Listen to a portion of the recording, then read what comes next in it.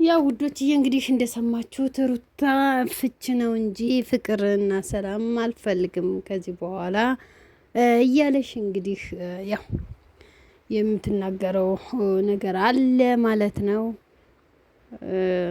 ጓደኞቹ ደግሞ እንግዲህ እየመከሯት ይገኛሉ። ሰላም ሰላም፣ ውድና የተከበራችሁ አድማጭ ተመልካቾች ቤተሰቦች በአጠቃላይ የሰው ዘር በሙሉ ሰላማችሁ እንደምድራችሁ እንደ ሰማይ ኮከብ ብዙ ተረፍ ይበልኝ። በየትኛውም ዓለም ክልል ዙሪያ ያላችሁ ትውልድ ኢትዮጵያውያን፣ ኤርትራውያን ሰላም ሰላም ብያለሁ። እግዚአብሔር አምላክ እንግዲህ ወጥቶ ከመቅረት ይሰውረን ይሰውራችሁ። ሰላም ለሀገራችን፣ ፍቅር ለወገናችን እግዚአብሔር አምላክ ይላክልን። እንግዲህ ጓደኞቹ ቢመክሩም ቢሉም ያው እምቢ እያለች ነው ያለ። አሻፈረኝ እናንተ አስመሳዮች ናችሁ እያለሻቸው ነው ያለ። ጓደኞቹ ደግሞ የበዓል ዕለት እንኳን የኛ የራሳችን ልብስ ለብሰን ብንሄድ የራሱን ያበሻ ቀሚሶችን ነው ያለበሰን። ስለዚህ በዓልን አንቺን ፏ ደመቅ ልናደርግ፣ አንቺ የተረዳሽው አንግል ግን በሌላ አንግል ነው። አብረሽ እንደዚህ አይደለም። መጀመሪያ ልጅ ይዘሽበት መጣሽ፣ የሱ ልጅ ያልሆነውን ይህን ልጅ ምን አድርግ ነው የምትሉት? የዚህን ያልስ ምን አጠፋ እያለ እንግዲህ ጓደኛዬው አቤል እንግዲህ እየተናገረ ይገኛል። እውነት ለመናገር ግን ከሩታ ይልቅ ብዙ ፈተናና ብዙ ውጣ ውረድ ያሳለፈ አብርሽ ነው።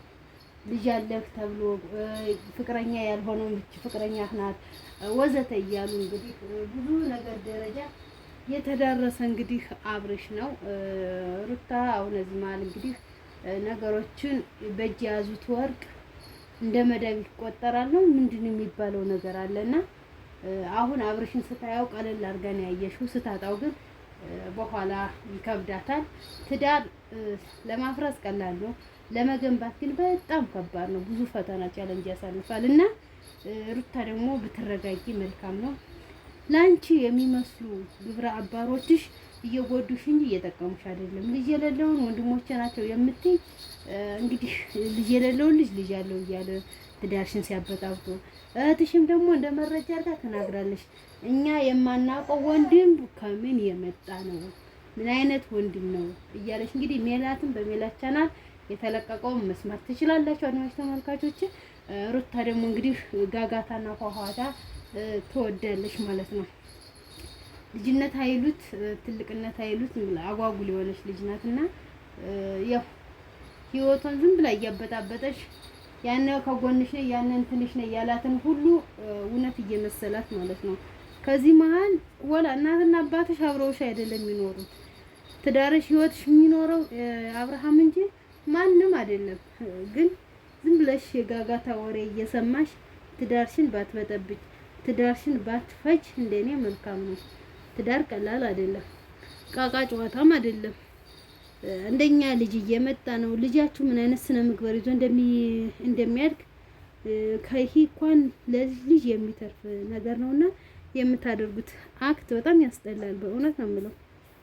እና ሩታ እንግዲህ እናንተ አስመሳዮች ናችሁ፣ አይመለከታችሁም። እኔ ነኝ የማውቀው። በእኔ ህይወት ማንም ጣልቃ እንዲገባ አልፈልግም ትላለሽ ሩታ።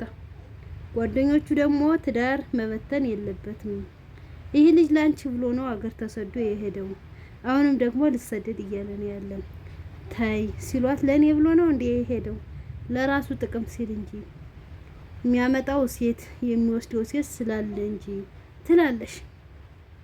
ጓደኞቿ ቢነግሯት ልትሰማ አልቻለሽ።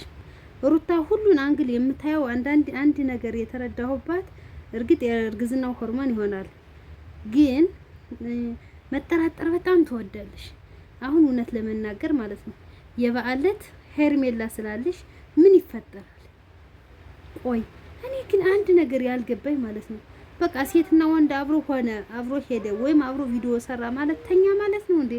አረ በምን አይነት ቋንቋ ነው የምትገልጹት? ግን ማርያምን ሩታ አንዳንዴ ብትረጋጊና ወደ ራስሽ ብትመለሽ መልካም ነው። ሁሉንም አክት በሌላ አንግል ይዘሽ ባትሄጂ መልካም ነው። አሁን አንቺ ሁሉ የቀረበሽ ወንድ ሁሉ ይተኛል ማለት ነው አይደለም። እንግዲህ አብርሽ ጋር የቀረበሽ ሴት ሁሉ ትተኛለች ማለት ነው አይደለም። መወደድ ደግሞ ጸጋ ነው። ሰው ሲወድ ነው ደስ የሚል እንጂ ሲጠላ ነው የሚያስጠላ። የሰው መውደድ ስጠኝ ይላል ፈጣሪ። እግዚአብሔር የሰው መውደድ ስጠኝ ይባላል። ሀብት ከምትሰጠኝ የሰው መውደድ ስጠኝ ይላሉ። እና የሰው መውደድ ካለ ሁሉም ነገር አለ። ገንዘብ የሚመጣል የሰው መውደድ ካለ። የሰው መውደድ ከሌለስ ገንዘብም አይመጣም።